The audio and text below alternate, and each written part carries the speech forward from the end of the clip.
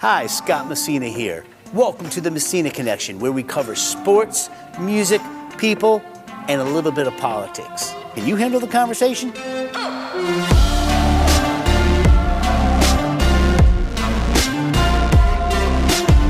All right, ladies and gentlemen, welcome to the Messina Connection with Scott Messina. I'm here with my good friend Dave Chioli. We got a lot to talk about, and you know what I want to start off with.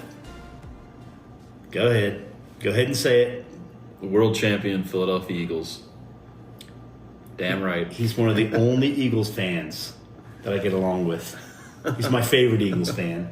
I got a couple that are nice, but I'm Washington fan. He's an Eagles fan, and that's how we actually became buddies about 15 years ago, watching the games, and then all of a sudden, it just went from there, man. It did. So your career, what you do. So basically, the Messina Connection talks about everything, dude. We talk about business, we talk about music, entertainment, we talk about politics, real talk, no bullshit, just straight up, no fluff, and no censorship, which is very important to both of us, right?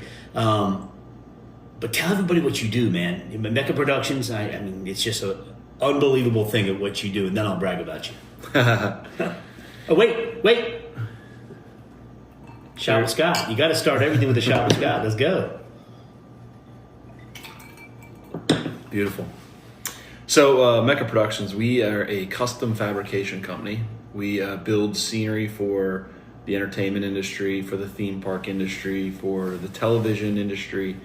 So we basically take somebody's design or conceptual design, and we take it from there, and we fabricate it in-house in Orlando. We're looking to expand to Nashville. Just finished up Epic Universe, or we're finishing it up, so we should be done with that in a few weeks. That opens this Memorial Day. So what did that entail? Like when you say fabricate, I understand like in TV world, fabricating sets, like for Mandalorian or for whatever, the sets that go in front of these big LED screens and all of that. Define for our viewers fabrication and what the definition of that is. So basically we take the design that they come up with, and then we take that design and we have full metal fabrication capabilities, woodworking capabilities. We basically take their creation and building the props, building all the scenery that's around you when you're in the theme park and you're immersed in that world. We just finished How to Train Your Dragon, which is a land. We created all the barrels, so all the barrels from the movie. Everything is based off of the IP from the movies. So in our fiberglass department, we carve the barrels. All the barrels are made from scratch. So basically, everything is created from new. We don't take anything or buy it off the shelf. It's all brand new and custom made. Wow, dude, that's no, seriously, that's fascinating. I mean, I guess the biggest claim to fame I got to brag about, I told you I brag, is Hollywood Horror Nights. I mean, you've been doing that for what, over 20 years, you were telling me? We've done Hallow Scream at Busch Gardens for the past, or this will be our 18th year, and then this is our 10th year for Halloween Horror Nights at Universal Studios. So when everybody goes into the old sound stages, I guess they're the old sound stages, they flip into the haunted houses, which theme the movie. Correct. And then you provide, not the actors, not all the talent, Universal handles all of that, but you provide all the set design for those houses, yes? Well, we Universal has their own specific department that is just strictly for Halloween Horror Nights. So typically they have 5 original houses that they come up with, and then they come up with 5 IP houses. So in the past, they've done Stranger Things, Halloween, Friday the 13th.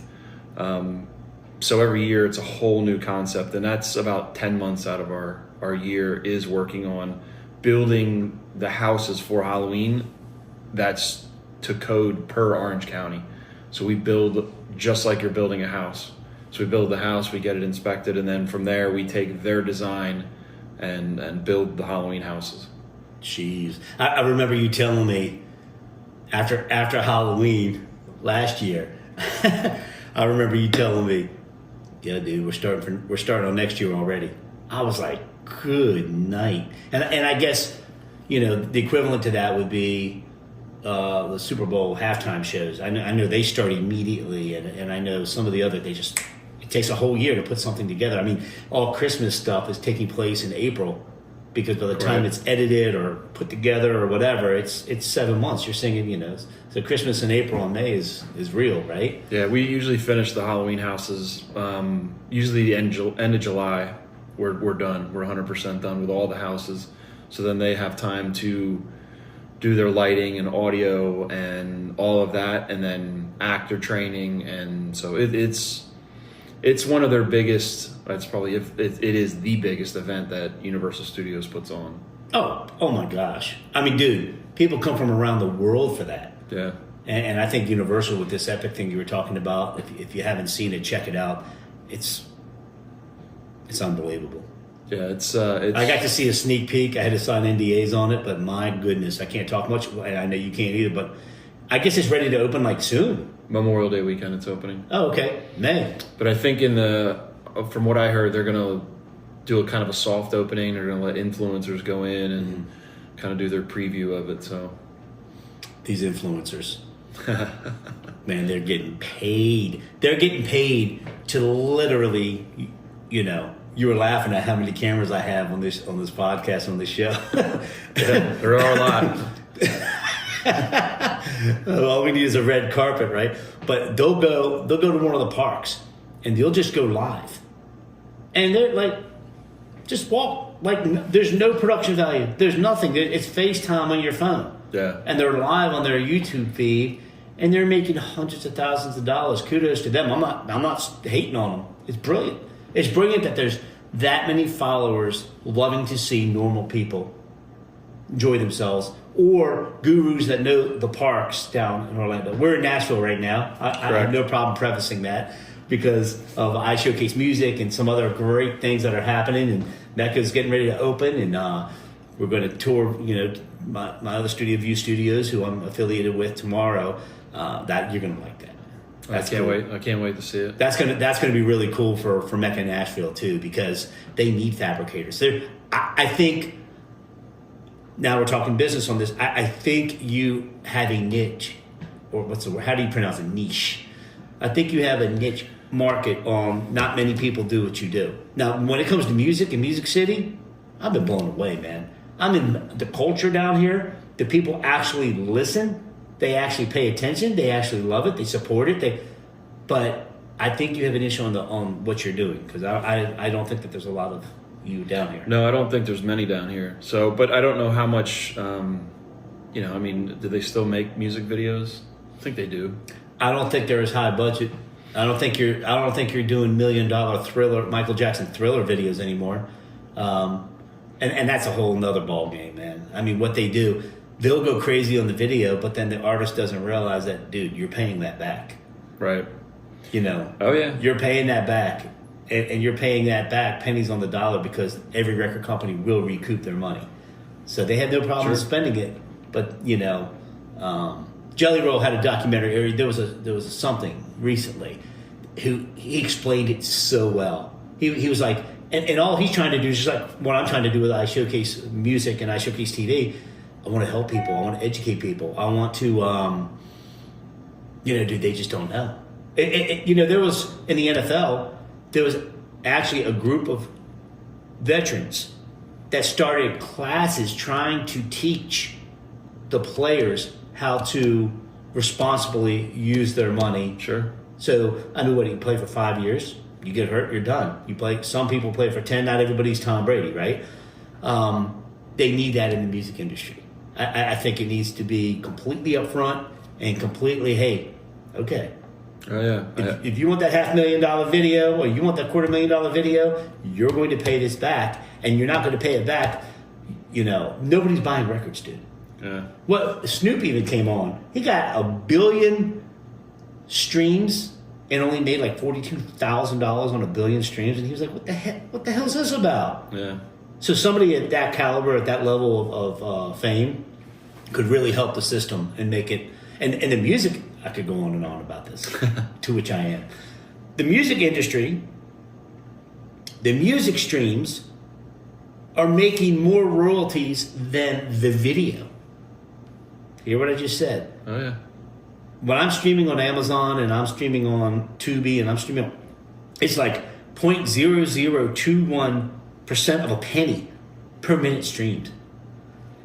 The Grammys went up to Congress, had some bills passed that made it so music is actually getting paid better on your streams than you are on TV. And once, everything will match up, and it's just greed. Oh, sure. Yeah. No, I had a very good friend who worked for Sony Music. I believe he still does in New York City, but he told us stories about some of the artists. They would get advanced $1 million to record their album, and then when the sales didn't, I think that's one of the things that Jelly Roll talked about. Oh, you knew what I was talking about. Mm-hmm. You saw that? You saw that interview? Well, it was great. I know this artist, which I won't name. They were given $1 million, and their album sales only did like 400,000 or 500,000. You have to give that money back of what you didn't make, of what they didn't make on giving you that $1 million. So this artist owed that money back, and they went out and they spent all that money. They spent the $1 million. So then they had So they were in debt for 600,000. Then Sony had to go after them to get the money back. It's crazy industry. It's a savage industry, but there's time for change. Sure. The whole country's changing right now. If we want to talk a little politics, I'm all in. The country's changing. It's exactly what I voted for. It's better than I expected. And it's like, I've known for so long how much corruption. That was a great segue, man. Sure. You said your own podcast, dude. That was a beautiful transition. I don't have enough cameras. You got me as your buddy. You're good. So, I have known, I'm from D.C. originally, and born and raised, man, 28 years. And I'm just like, moved to Orlando, been there for 25 years. And I knew, it's the most... it's just going to come to fruition. It's going to come to the forefront of the most beautiful thing in the world is the fact that the richest man in the world is crossing T's, dotting I's. Oh well, he doesn't have clearance. He doesn't have security. This dude makes rockets for NASA. He has more security than anybody has security. What the hell are you talking about? Right? So for him to get it right and all of that, I have, and I'm not going to mention them either, family members, friends, a lot of people work for the government. Right. And I would hear, by 11 a.m. they're done. Their day is completely done. There's the productivity. Yeah. And it's like, not anymore. Not anymore, man. I am so glad the fat's getting ready to get cut, and it's just going to be so great for this country. The amount of taxes I pay, I like to know where my money's going. And the fact that my mom is about to be 82 and she's worried about her Social Security, and then you find out that, million plus people are getting checks every month, then they're 150 to 200 years old. 150 years old. I just think that the corruption is so deep that, and they're trying to block him right now. They're trying everything they can to stop him from figuring out where all this wasteful money is going.